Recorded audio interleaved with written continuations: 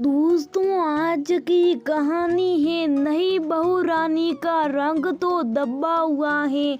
दोस्तों, कहानी शुरू करने से पहले अगर हमारे चैनल को सब्सक्राइब नहीं किया हो तो कर लीजिए ताकि आपके पास पहुंचे हर रोज नया वीडियो। नहीं बहुरिया तो बस ठीक ठाक, ये रंग भी जरा दबा हुआ है। कनिका की मुंह दिखाई में औरती बोल रही थी, अरे कुणाल की अम्मा, अपने गोरे सीटे कुणाल के लिए तूने सांवले रंग की बहुरिया पसंद कर ली। शादी के पहले क्या देखा ना था, घर में सभी गोरे तो गोरी बहू यानी सही थी ना। क्या कहूँ भाभी, देखने गए थे तो बड़ी गोरी दिख रही थी। अब क्या करूँ, आज का लोग अपनी लड़कियों का ब्यूटी पार्लर से भी तो तैयार करवा कर ले आते। हम जैसे गांव के लोग भला क्या समझे, इन शहरी लोगों की तीखड़ बाजी नैन नक्श तो अच्छी थे तो पसंद आ गई। वो तो सगाई के दिन पता चला कि लड़की का रंग जरा दबा हुआ है, लेकिन शादी के कारण सब सूखे थे। और जबान भी तो कोई चीज होती है। समधी जी तो धोखा कर गए पर मैं न तोड़ पाई ये रिश्ता। अपने कुणाल का तो सपना ही रह गया खूबसूरत बीवी पाने का। कुणाल की माँ रुक्मिणी जी देवी ने अफसोस के साथ सफाई दी। कनिका जो इतनी देर से उन लोगों की बातें सुन थी उसके जी में आया कि कह दे, अगर पसंद ना थी तो साफ मना कर देते। क्यों बिना वजह मेरे पिता को धोखेबाज साबित करने में लगे। लेकिन पिता की कही बातें याद आ गई, बेटा नहीं, परिवार में तुझे अपनी जगह खुद ही बनानी है। अगर तुम्हारी माँ होती तो वो तुम्हें समझाती, मगर मैं जानता हूँ तू कभी मुझे निराश नहीं करोगी। नया घर, नया परिवार और नई जगह, उसमें सुख रहने में समझदारी समझी। वैसे भी कनिका मितभाषी और अत मूर्खी स्वभाव की थी। यूं ही दिन बीतने लगे। शुरू में तो कुणाल ने कनिका को काफी इग्नोर किया, लेकिन पढ़ी लिखी और हर काम में निपुण कनिका ने आखिर कुणाल का दिल जीत ही लिया। धीरे धीरे उसे कनिका की अच्छाइयों के सामने उसका रंग मामूली बात लगने लगी। कनिका ने कुणाल को मुंह दिखाई वाले दिन की बातें भी बताई। कुणाल ने बीती बातों को भूल जाने को कहा। कुणाल कनिका को खुश रखने का हर संभव प्रयास करता, लेकिन ससुराल में जब भी कोई त्योहार होता तो घर के सारे लोगों के बीच कनिका का रंग ही उनका मेन टॉपिक होता। सब अफसोस करते रहते कि देख कितने सुंदर सलोने कुणाल को कनिका जैसी पत्नी मिली। इसी को किस्मत कहते, किस्मत के आगे कोई नहीं टिक पाया है। कनिका सब कुछ सुनती रहती और बर्दाश्त करके रह जाती। कनिका ने इसे अपनी किस्मत मान ली थी। बार बार उसे एहसास कराया जाता कि उन्हें लड़की पसंद करने में गलती हो गई। कनिका ने इन बातों को तुल देना सही नहीं समझा और सोचा कि समय के साथ लोगों के ताने भी बंद हो जाएंगे।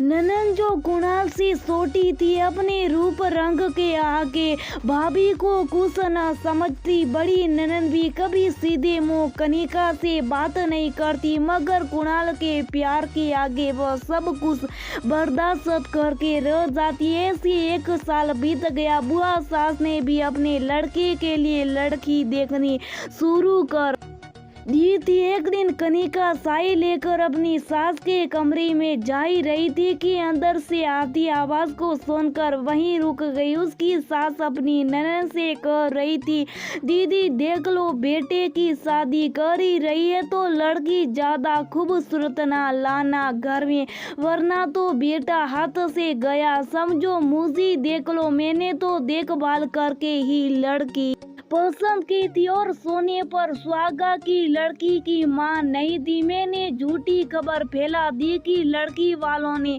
धोखेबाजी की। अगर सुंदर बहू पसंद करती है तो बेटा तो उसी के रूप के मोह माया जाल में फंसा रह जाता और हमें तो भूल ही जाता। मैंने तो पहले दिन सी कसम खा ली थी कि कभी ज्यादा सुंदर लड़की घर में ना लेकर आऊंगी।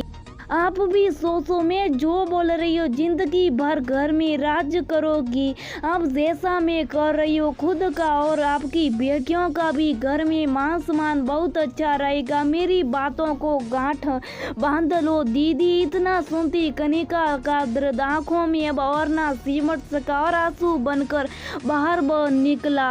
ये क्या कह रही है माँ जी? क्या इतने दिनों तक ये सबसे झूठ कहती आ रही थी कि उन्हें देखने में गलती हो गई और मेरे पिताजी ने उन्हें धोखा दिया? ये सब एक सोची समझी प्लानिंग के तहत किया गया था। क्या कोई माँ ऐसी भी होती है जो अपने बेटे के साथ ऐसा करे? वो तो भला कुणाल का, जो कि काफी अच्छे और सुलझे हुए हैं और अपनी ख्वाहिशों के आगे उन्होंने मेरी ख्वाहिशों को अहमियत दी। मुझे मेरे सावरे रंग के साथ अपनाया। जाने कनिका के पीछे कब कुणाल आकर खड़ा हो गया था और उसने भी सारी बातें सुन ली थी। गुस्से में उसने कनिका का हाथ एक पकड़कर अपनी माँ की कमरे में लेकर गया। बेटी और बहू को सामने देख रुक्मिणी जी घबरा गई।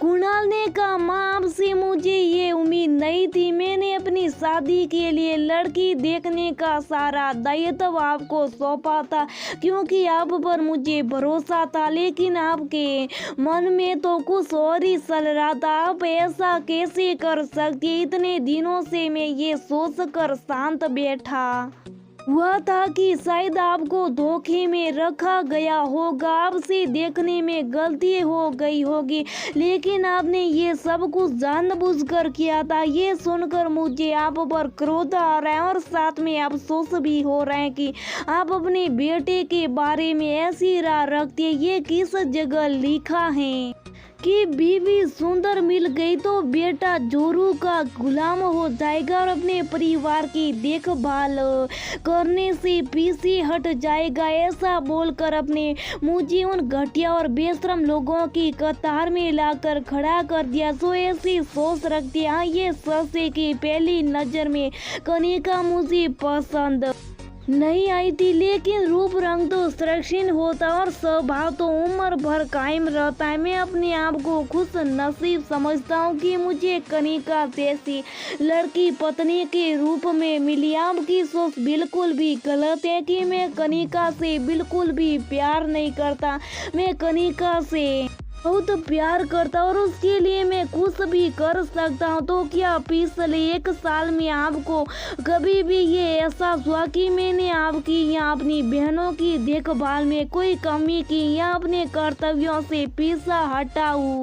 बेटे के सामने अपनी सारी पोल खुलती देख एक बार को तो रुक्मिणी जी घबरा गई, लेकिन फिर संभल कर बोली, नहीं, मेरी बातों का वो मतलब नहीं था। शायद तुमने आधा अधूरा ही सुना है। मुझे सच में कनिका को देखने में धोखा हुआ था। मैंने जानबूझकर कभी तुम्हारे साथ ऐसा क्यों करूँगी कहकर अपने आंसू गिरने लगे। बस बहुत हो गया माँ, एक झूठ पर पर्दा डालने के लिए आप और कितने झूठ बोले कि जो ज्ञान आप बुआ को दे रही थी वो सब कुछ मैंने सुन लिया। जो हुआ सो हुआ। मैं अब आगे से कनिका के मायके या उसके रंगोले को घर में किसी भी तरह की कोई भी बातें नहीं सुनना चाहता हूँ। कुणाल के मुंह से अपने बारे में इतनी सारी बात सुनकर कनिका की आंखों से आंसू रुकने का नाम ही नहीं ले रही थी। इतने अच्छे पति का साथ पाकर उसे लग रहा था कि उसने जीवन की सारी खुशियां पा ली हो। आंखों में गम के आंसुओं के साथ खुशी के भी आंसू थे।